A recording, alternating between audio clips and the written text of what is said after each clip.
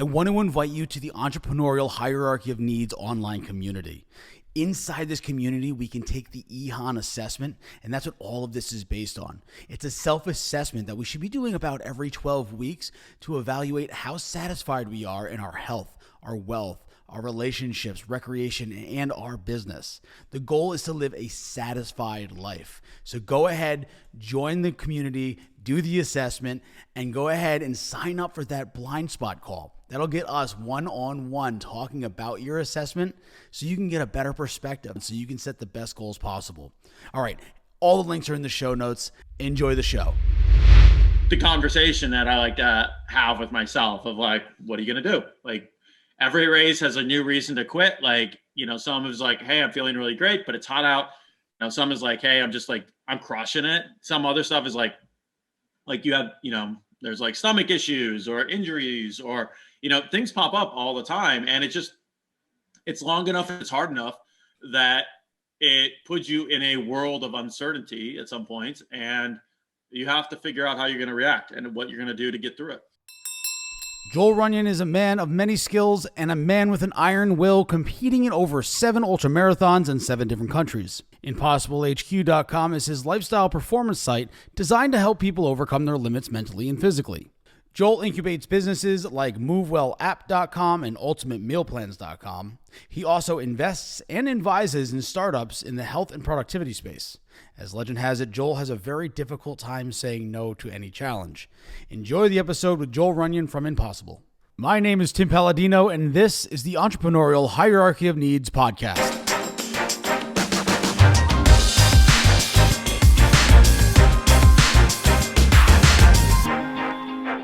Joel, thank you so much for being here. A close friend of mine right here in Austin, Texas.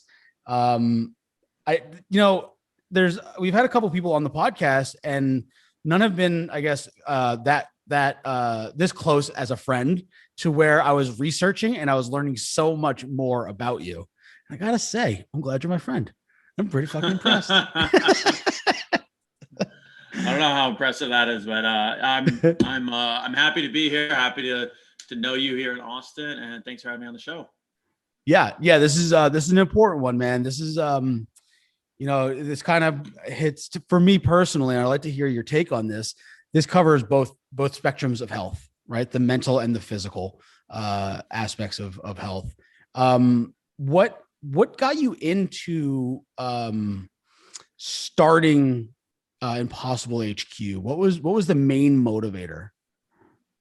Yeah, so this story starts like a long time, like 11 years ago almost. I basically graduated from college and had done all the things you're supposed to do in life.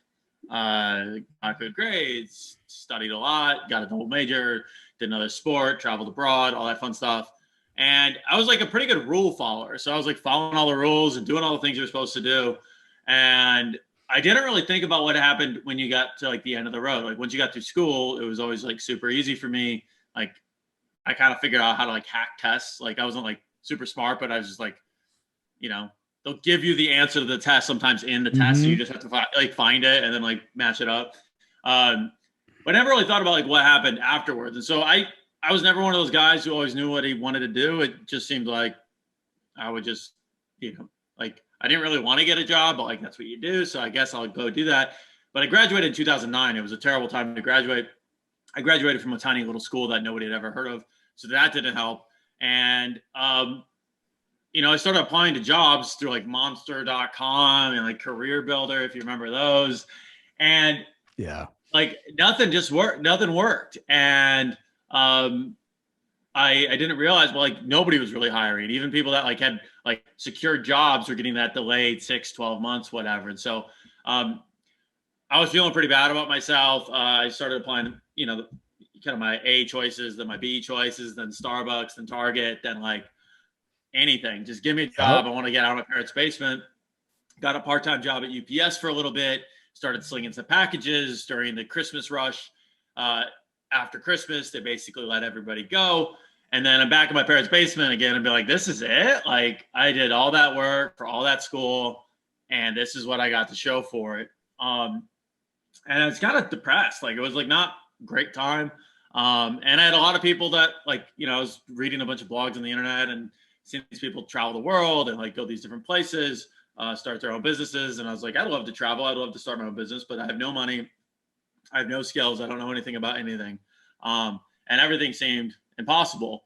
And so I had this list of things that I wanted to do, but I didn't feel like I could do any of them. And then, I was feeling bad about myself, watching Netflix, just, kind of pushing things off.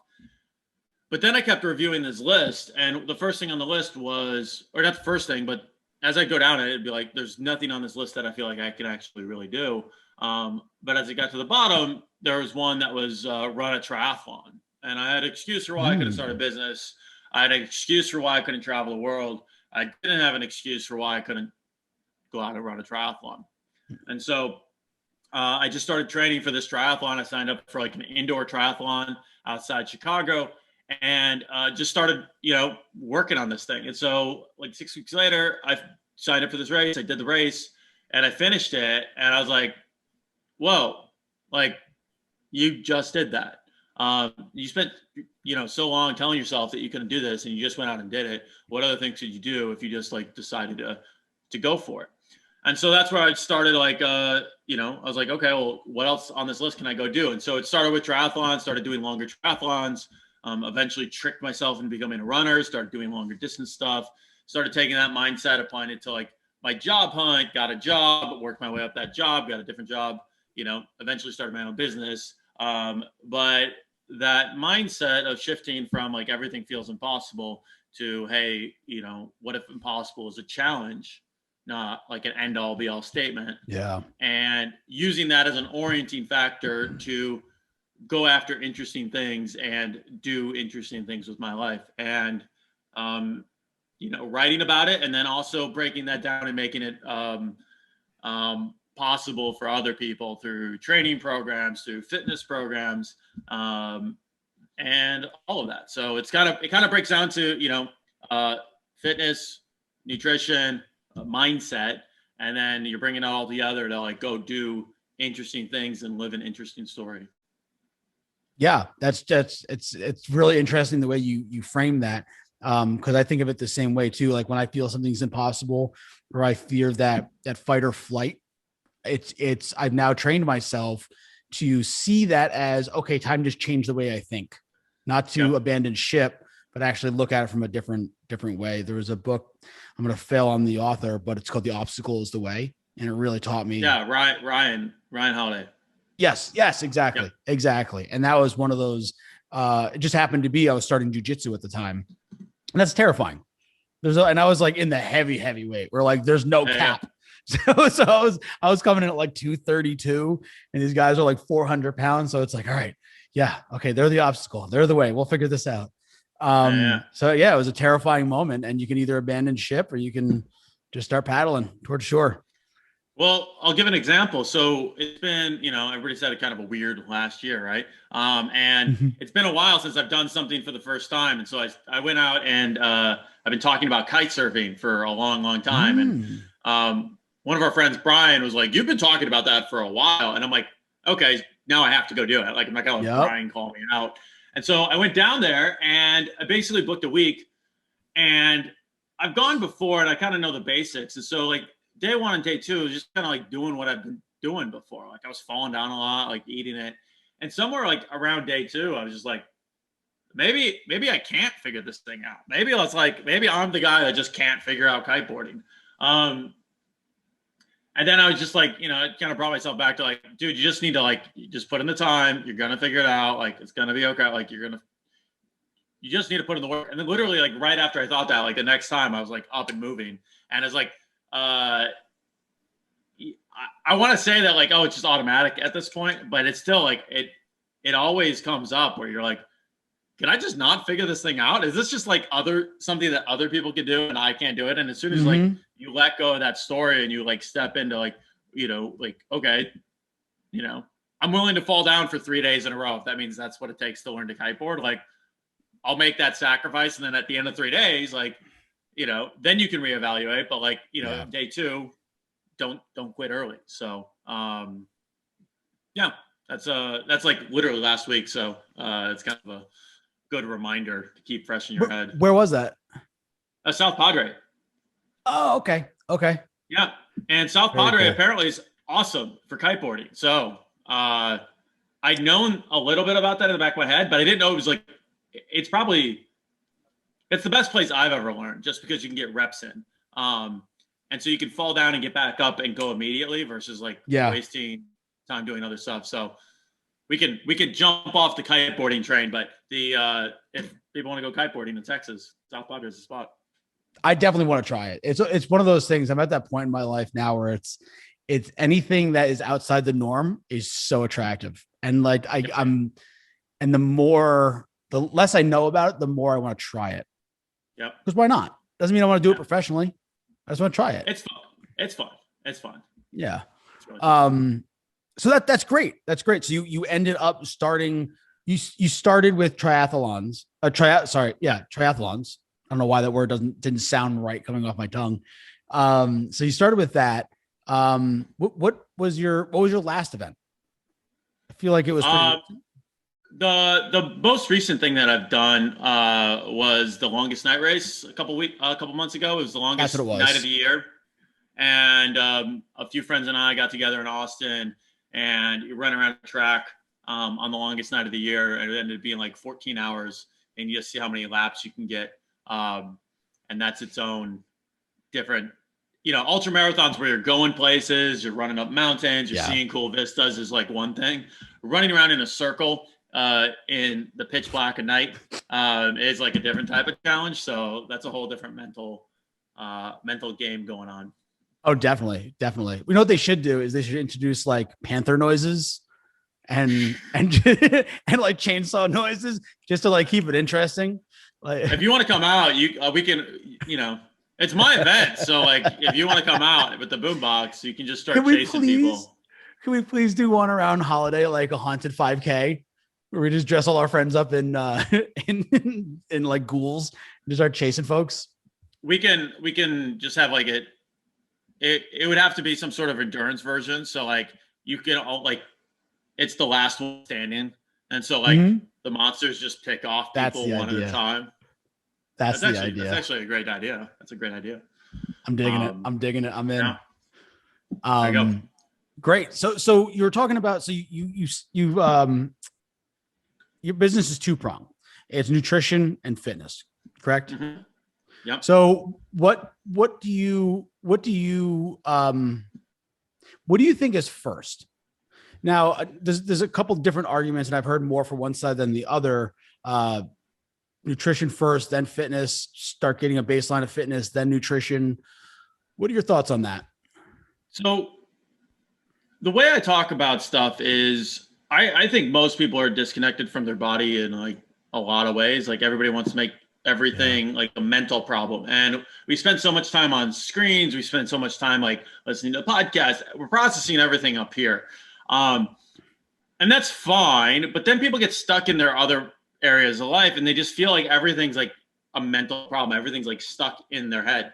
And I don't think people spend enough time in their bodies and doing physically difficult challenges. And so the way I talk about a lot of stuff is like, go have like these hard, difficult experiences where you think you want to give up, you want to quit, you want to go home, and you don't think you can go on. And that could be an endurance challenge. That could be like something like skydiving. It's like you get to the edge and you're like, I don't want to do this. I don't think I can do it. And then you go do it and you have a different experience. It could be something like cold showers where you're like, I don't think I want to do this. And then you do it and then you get out and you're done 5 minutes later.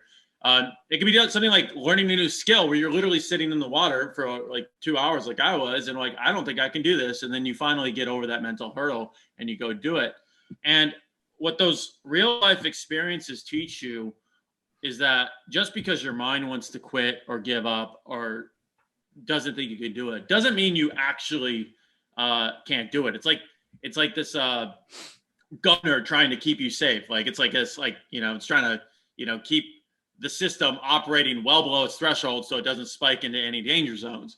But what you realize is if you're like, you're 50 miles into a race and you have another 16 miles left to go and your brain starts kicking up, you're like, I don't think I can do this. I should quit. I should go home.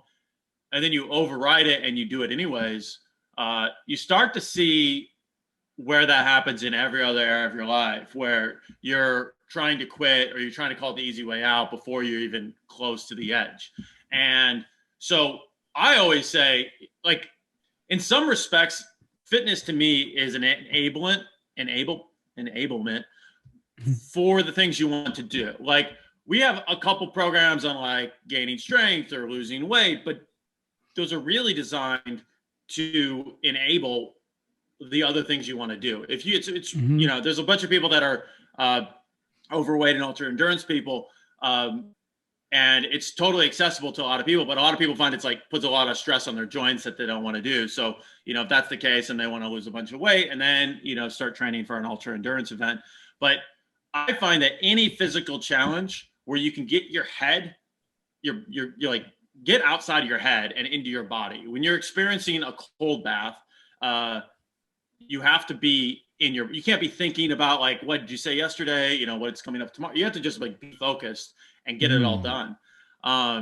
And so I try to push people to physical experiences where they think they want to quit, they want to give up, and they want to go home.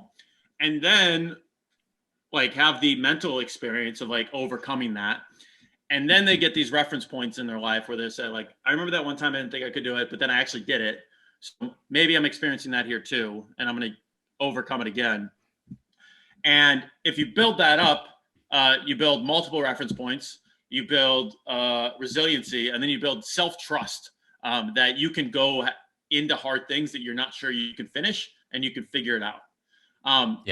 So I would say it's like physical challenges and mindset. And then once you get that, you can take that and say like, okay, do I have physical fitness goals? Okay. And then if you have like body transformation goals, like it's really, really focused on nutrition, but it's all kind of like, one, you got to fix your brain first. Second, then, you know, how do you train your body up to be in the shape to do whatever adventure you want to go on next? So, does that answer the question? That it does. And, you know, we were kind of talking about this earlier. It's almost like you start with the self-esteem exercises. You know, you push yourself to the edge of the old software. Yeah, and like realize that, all right, we're in a new condition right now. And the old software is a little obsolete. So it allows you to kind of like hack into the old code. Yeah. So it's funny that you say self-esteem, because I'm not like super into self-esteem, but the way you said it, and we're in Austin, right? So it's like super woo-woo, and everybody's like, oh yeah, love yourself, give yourself a hug, talk to yourself, you know, positive affirmations. And I don't know if I just don't relate to that, but to me, I kind of like to do that in a proving way. Like, I'm going to prove to myself that I'm like trustworthy. Like, I'm going to go into this thing, and I don't know how to kite surf now, but I'm going to give myself the space. And by the end of it, I'm going to trust that I'm going to figure it out. And then when I do, you build that self-trust in like a provable way. Like I have that memory a scientific to look method. Back on. Yeah. And I find that personally is much more helpful than being like positive thoughts are good, positive affirmations are good. But I feel like a lot of people get stuck where they're like, I'm saying all these things to myself, but then it's disconnect from the doing. And so if you can add the doing in there and prove it to yourself, you're like, hey, you actually might not think very much of yourself, but you figured that out last week. So like provably, like you could probably figure out the next thing. And so whether or not you're feeling good about yourself, you can still have a little more like trust in your ability to accomplish things. Yeah. So I think, because I used to think of them as very separate things, like very separate things. But I think the more I think about it and seeing the communities here, I think one leads to another. I think and I hate to use this term, but it's like, it's fake it till you make it, to where you're filling your head with the thoughts that allow you to take the plunge, that then allow you to create the self-esteem that gives you the trust in yourself to take calculated risks. It's less about, you know, when people talk about fake it till you make it, it's like a derogatory standpoint to like scammers, right? So like, there's one thing to be like fake it to other people, but like you kind of have to fake it to yourself. You're like, I believe in you more than you believe in you right now, so you're gonna have to go for it. And then like, I don't think there's anything wrong with that piece. It's when you're trying to like lie and cheat people out of stuff, that's like Oh yeah, that's ethically doable. Yes. yeah, But yeah, fake it till you make it. It's like you got to believe you can do something before you can do it. yeah. So like, you might as well. Another way to put it was, so when I first started doing jujitsu, I got bit off way more than I can chew, and I started doing competitions, and I had to, and this is the term that I came up with, I had to have a healthy disregard for reality. I Yeah. knew that I've never done a competition before. I'm probably gonna get my ass whooped upside down, but I have to take that thought and understand that that's based in reality, but I need to prove myself wrong. If I think I can only go 1 mile, I need to train to go 5, so I can at least get 1.1. It gives me a nice balance personally, because it gives me something further to reach for. So like my great grandfather had a term, shoot for the stars and accept the moon. And so that's kind of where that's all based of. So if you train harder than you need, you'll always land where you need to. You always land where you should. Didn't Tom McDonald just come out with his album on that? Well, no, no, what? Reach, Reach for the stars, or whatever. Yeah, as far as stars, yeah. Yeah. In case you guys haven't heard, Joel and I are big Tom McDonald's fan. Like every time a new song comes out or anything, we're definitely texting each other. If you haven't heard Tom McDonald yet, definitely check him out. And Tom, if you're listening, I'd love to interview you, man. I really, because you know what I really like. Get on the show. I love how he talks about addiction, and he's so raw about the stuff that he's talking about. And I can't say enough about him. He's like, killer. He's a killer artist. Even if you don't like his music, I kind of respect his entrepreneurial aspect, where he's just like, I'm doing this all myself, and like, you don't have to like his music. You know, I mean, like, he's got like his own, vibe going on, so you might not like that, but like, it's like anytime someone's hustling and they're just like making stuff happen and they're executing, I'm just like, that guy. Yeah. And he even goes an extra level because he has multiple vibes. And that's one of the things, like over the last couple of weeks, he's been releasing things that are like a little bit heavier, like a little bit rock, some little like kind of punk. And he never once apologizes for it. He just warns everybody. I'm letting you know I'm doing something for me and you might not like it. Hope you enjoy. And I respect that so much. So much. That's he's an amazing artist. Jumping back to ultras. So when you do, what's the right now, right? So you've led this amazing career running ultras and business stuff like that. What is the main benefit for you doing ultras now?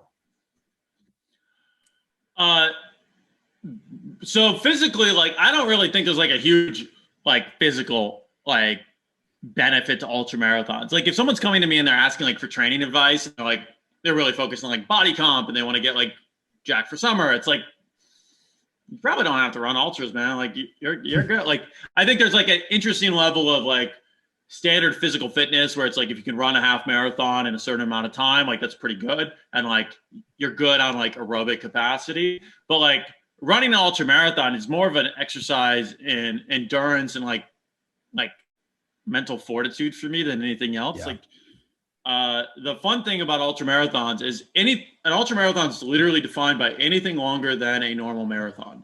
So you can run 26.2 and then like run home, or run to 7-Eleven and get a beer or something like that. And that's an ultra marathon. But what I like about that is that, a lot of people will run a marathon, and a marathon is like the longest thing that most people will think about running, and they'll push themselves as far as they think like most people can go, and then they go home. And what's fun about an ultra marathon is like when most people go home is literally the start of an ultra. Like everybody's like, oh, I'm geared up, I'm ramped up to run a 26.2, and then it's like, okay, when you have a 20,000 person race in Chicago for a marathon or whatever, and then like there's a 50-50 on the race where it's like 85 people or something like that. And so it's like when most people go home, that's when the race starts.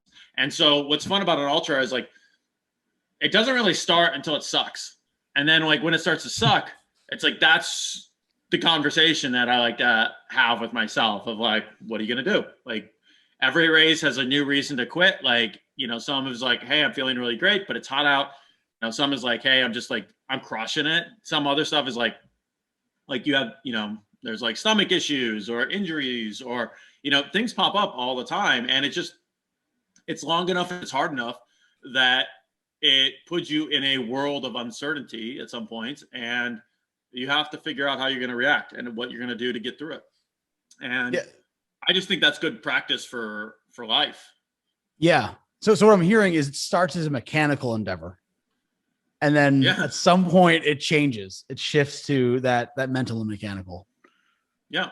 And for me, part of it is literally, as you do more and more things, like these reference points that I was talking about earlier keep shifting more and more and more.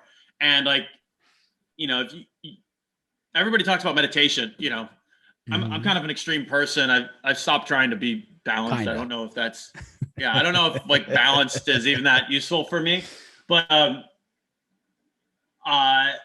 I find, everybody talks about meditation and I'm like, I don't get meditation, man. Like I've tried it. I tried to get into it. I think I'm going to just completely give up on it. Cause I don't need to connect with my friend Liv Bauer, man. Liv Bauer from Liberate Studios, man. She'll get you whipped up into shape. If she's on the one right before me, that's fine. But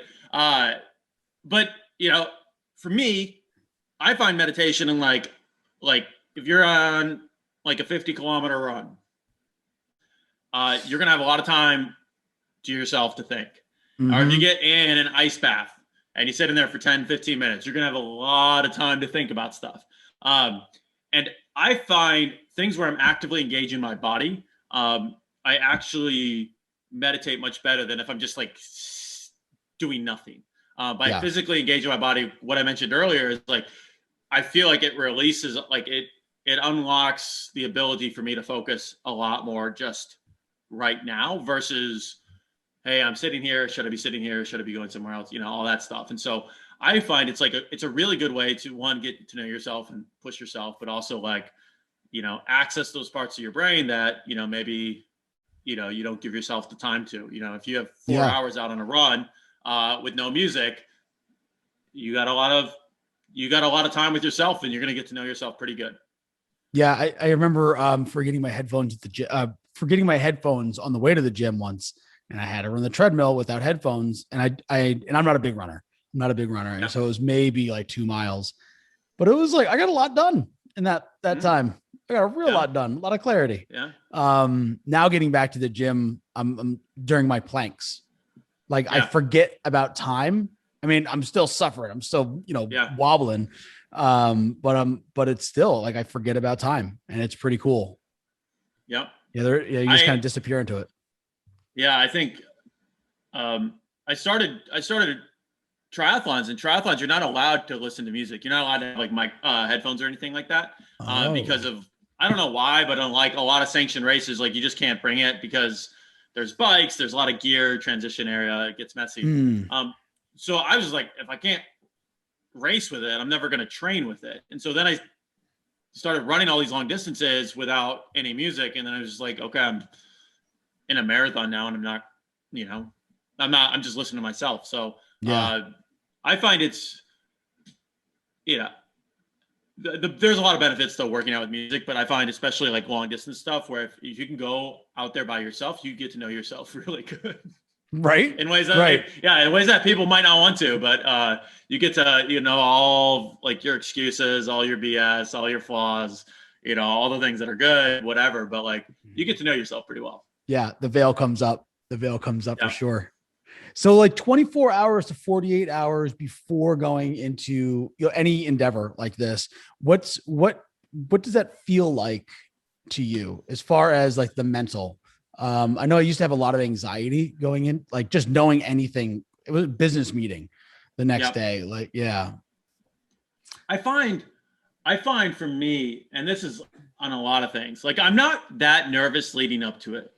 The 30 minutes before something, I'm kind of like internally freaking out. Like my stomach is all just like, oh no, like it's like the butterflies or whatever. Mm-hmm. I get super nervous. And then as soon as like the gun goes off, I get on stage, whatever the thing is that I'm like nervous about, as soon as I'm in it, I'm fine.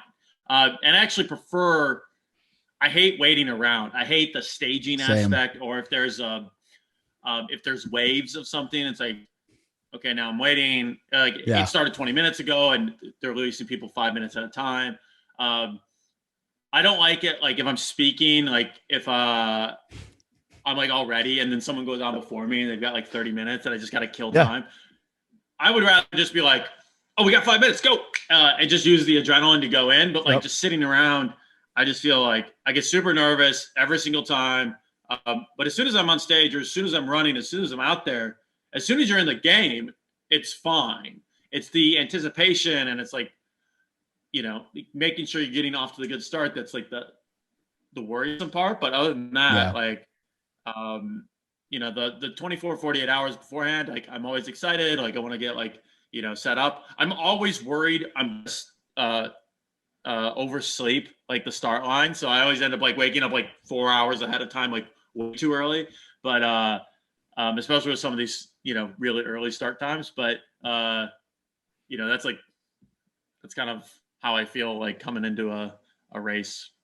Are you an easy sleeper? Are you someone that could just like knock out anywhere? So I can take a nap anywhere. If you tell me to like, if you tell me to actually sleep like a full night's sleep, I actually I'm very good at napping like anywhere. I have a hard time sleeping at night because I feel like I should be going to do something more productive. Right. Right. So I have a hard time turning it off. Especially like the night before, then I'm like, okay, maybe I'll just stay up all night and then just run in the morning and I'll be like ready. That's a terrible idea. Terrible. And so, yeah.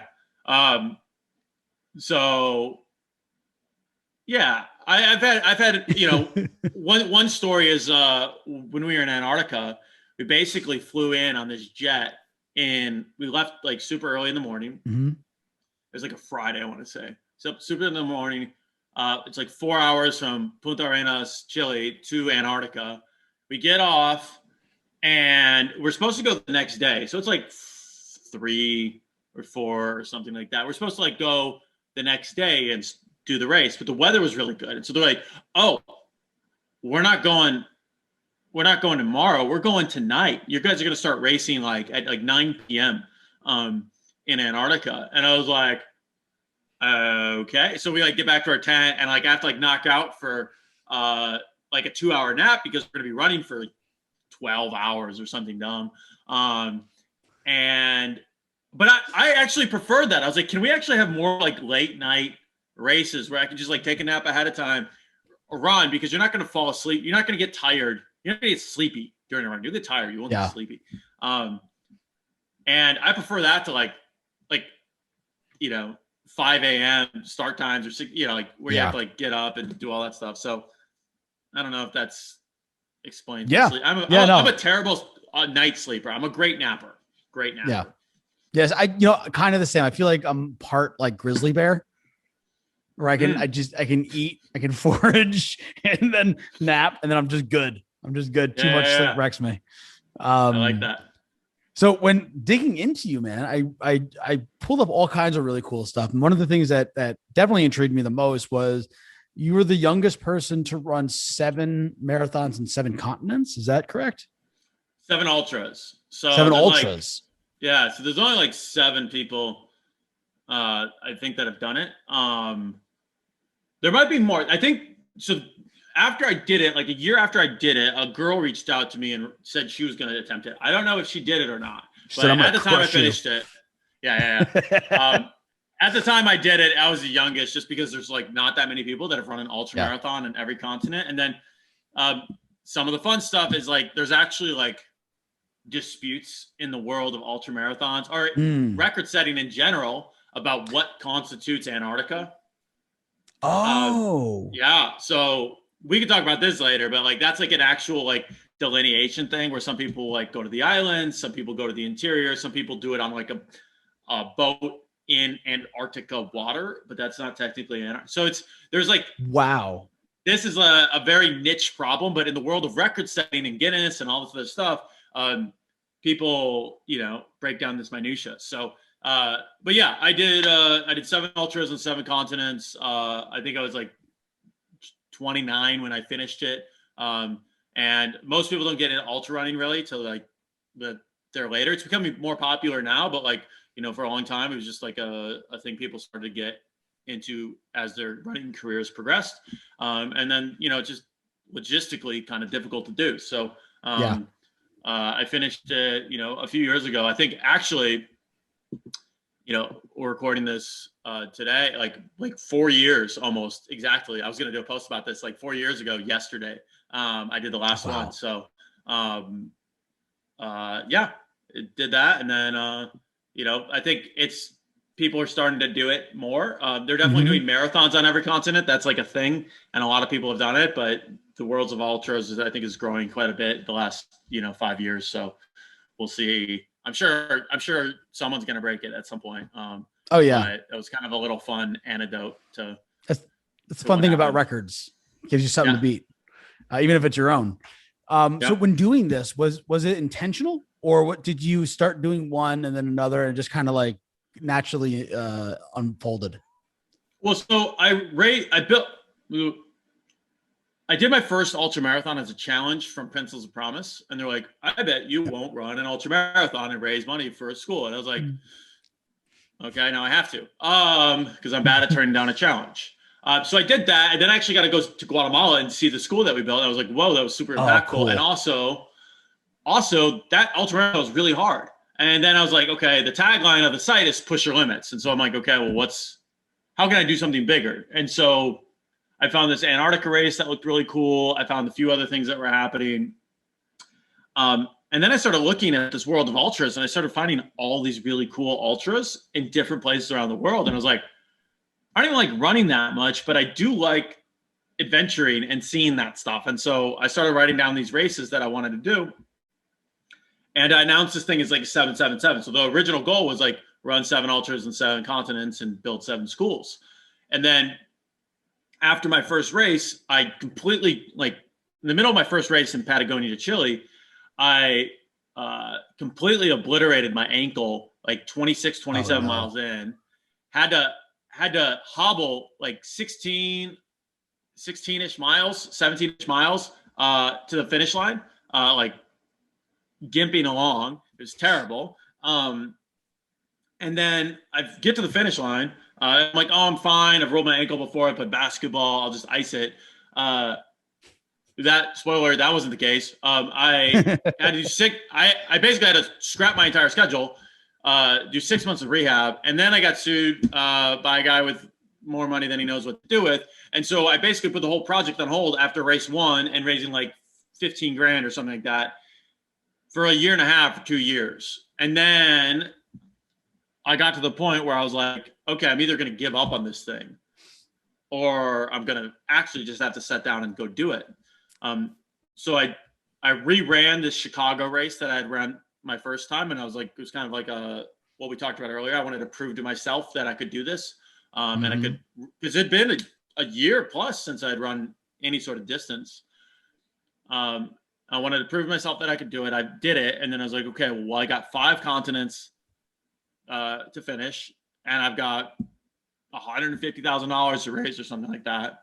And so I just sat down. I'm like, okay, there's a Australia one, like on the new year. There's an Antarctica one that's like locked in, and I either have to hit this one or I'm not gonna get to all of the places. Yeah, because you can't go to Antarctica anytime you want. You have to go in specific times.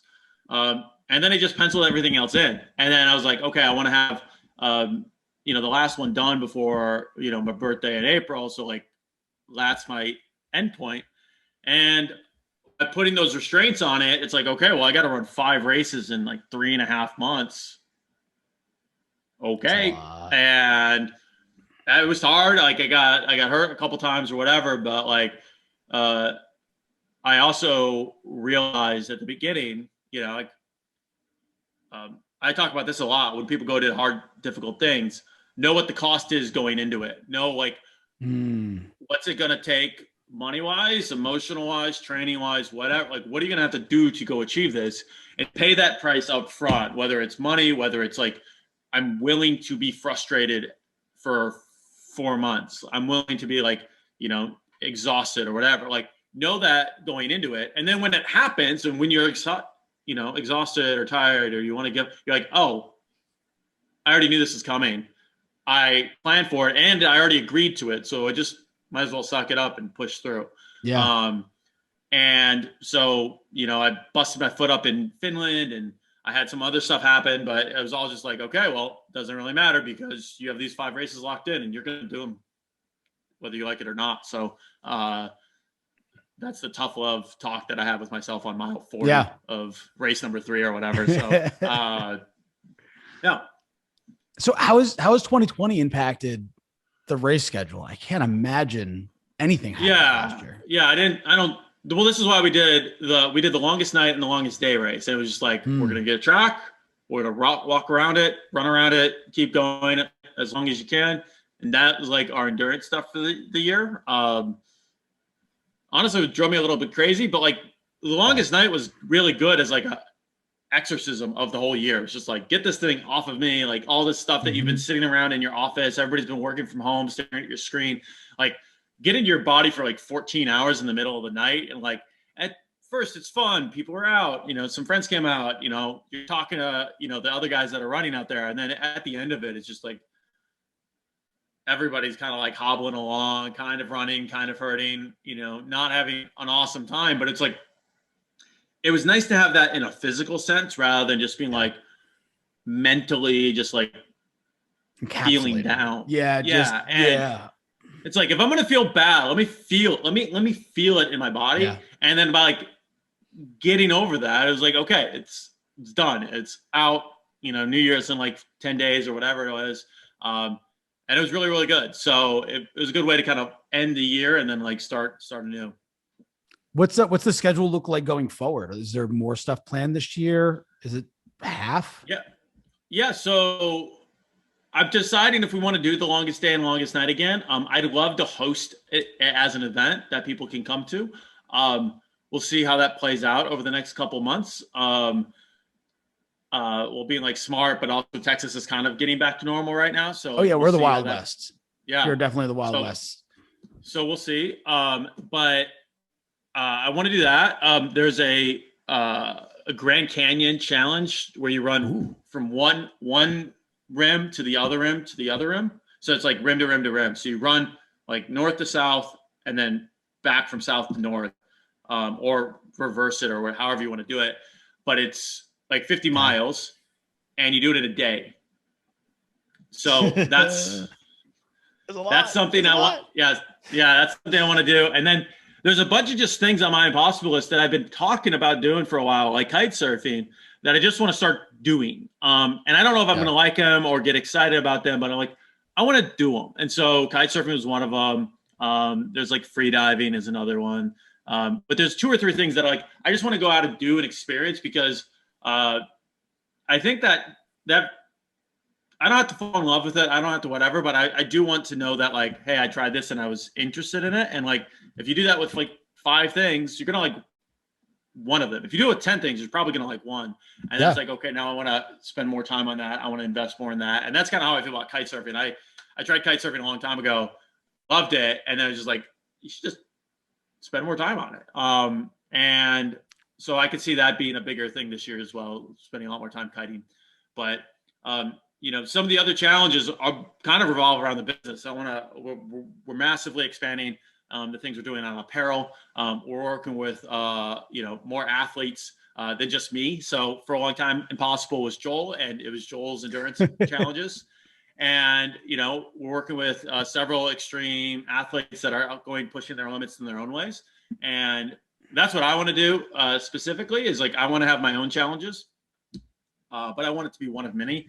And I want to be able to support other athletes and other adventurers going out and doing things that are on the edge of their limits. And we're building out apparel lines to help them do that. And we're also building out some physical products this year that should help like support people actually doing those adventures. So I'm very excited about all of that.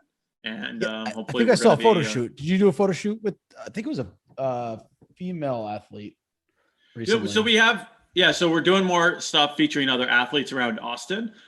We have a couple like base jumping, skydiving, speed wing flying athletes that are like doing some really, really interesting things coming up. And then I met a whole bunch of kiters in South Padre, and I was like, what are you guys doing? Like, what are you working on? Like, what's interesting to you? And so, always looking for people who are doing interesting, cool things, and we want to support them in, small ways, but hopefully, as we build out the company, to do it in much larger ways too. So, we're going to be pushing that quite a bit this year. Yeah. And one of a conversation that I had, I think 2 days ago, there is this weird shift that's happening with sports, where I think people are kind of shedding from the traditional sports and being more interested in the nuance, feats of athleticism. Interesting. Like it was kind of what do you like, mean by that? so remember like in the 90s where like suddenly the X Games was a thing, like Yeah. BMX riding and skateboarding. Like I think there's Yeah. like kind of like a renaissance like that with stuff like kiteboarding and base jumping and like even things like jujitsu and stuff like that, like things that aren't normal per se. It's fascinating too, and I'm really happy to hear that. I think there's something interesting about, like, this is why I gravitate towards ultras before, like, I've run marathons, but I don't like identify as like a marathoner, right? And marathoners, the Oatmeal has a great comic on this. Marathoners are like jackrabbits in like their speed suits that are like all zipped up and ready to run. And ultra marathoners are like mountain goats with like overgrown beards, like crawling up the side of a mountain, like pooping in the middle of the forest, like they're its own, eating berries. I find ultra marathoners, it's, there's a few people that are fantastic, incredible ultra marathoners, but like it's hugely supportive. Everybody out there, like I've run by 90-year-old men that are like hunched over and like hobbling through their ultra marathon. It's like there's something about it that attracts a certain type of person, and it's not about competing with other people. It's more about like, where your limit is, and what you're gonna do. Well, you don't know what you're gonna do when you get to it, but when you do, you get to find out. And that's the thing I like about that. And that's the thing I like about some of these other sports is like, yes, there's objective measures if you do want to compete, but there's also like, there's a whole lot of room for you to push against yourself and find out, what you're capable of. And so I think there's a lot of that's super interesting. And I'm very, very interested in like finding athletes who are out there pushing themselves, finding just like cool stories and cool adventures. Like the amount of stories that Dante, one of the athletes that we work with, like comes back with about like finding this jump spot and just like taking off on it, or doing this awesome line off the mountain on a speed wing. Like those are just really, really cool. So we want to we're gathering footage these first few months. We're going to be doing a lot more media stuff, hopefully showcasing some of these guys. So I think you actually just unlocked why I think this is all happening now, is because we have definitely in Austin, but I think nationally and maybe globally, we have this infatuation with travel, as we should. And I think the going to all these new places, we're exposed to all these new scenes and sites that we can express the sport in. So maybe, maybe it's those two things kind of coming to a head at this time. Well, I talk about running. I'm like, I don't like running. I don't actually like running. It's not that fun. I do like the mental places running takes me, and like the meditation almost aspects of it. I also like the actual physical places it takes me. It's like I still have mental images of this one marathon I ran in Switzerland where you're running up like this 2 mountain course, and you're like, you get to the top of this one mountain, you're just like looking over at everybody else is running. I'm like, I'm gonna stop for a second. I'm gonna take this in, because this is like, you can't just get here like casually hiking in a day. Like you're gonna have to push yourself hard to get here. And that's the stuff that I really love. It's just like, that's cool. You did what, where, and like the story aspect and the adventure aspect. And it's not just like run here on a treadmill as fast as you can for time. It's like, what did you see along the way? What did you get to do? Like, and then you put yourself in a spot where it's like, you're going to have a story out of this no matter what. So have fun out there. Yeah. Yeah, I mean, I think there is an adage. It's not the journey. It's not the destination. It's the journey. Yeah. Yeah. It took me a long time to accept that one into my life. So we have all of your information. We're going to be putting it in the details. Before we go, any final thoughts? Anything you want to leave the audience with? Yeah, I mean, a couple different things. One, get out of your head, into your body, do some physical challenges, whether that's like, I think people around the country are doing different things, but in Austin, it feels like we're coming out of COVID and people are like raring to do something. And instead of just like going to the bar and drinking or whatever, like find a new thing that you want to do. And like, it's been a year, go do it. So I have a structure called the Impossible List. There's a bunch of templates and, kind of the mentality behind it that's available on my site. You can check out everything at impossiblehq.com. And then I'm on Twitter mostly and Instagram at Joel Runyon. So just my name. And I think we're good to go. Reach out and bother Joel. Please do me the favor of reaching out and bothering Joel. Dude, so happy that you took the time to be on the podcast with me. Mental and physical health, super important to me. Great having you as a friend. Great having you as a guest. Awesome. Thanks for having me, buddy. All right, brother. Thanks. Thank you for joining us again. If you haven't already, join our online community. Link is in the show notes. It is the fastest and easiest way to live a highly intentional and satisfied life. Listen, your health, your wealth, your relationships, having fun, and the success of your business depend on it. I'll see you in there. Links in the show notes. Hope you enjoyed the episode.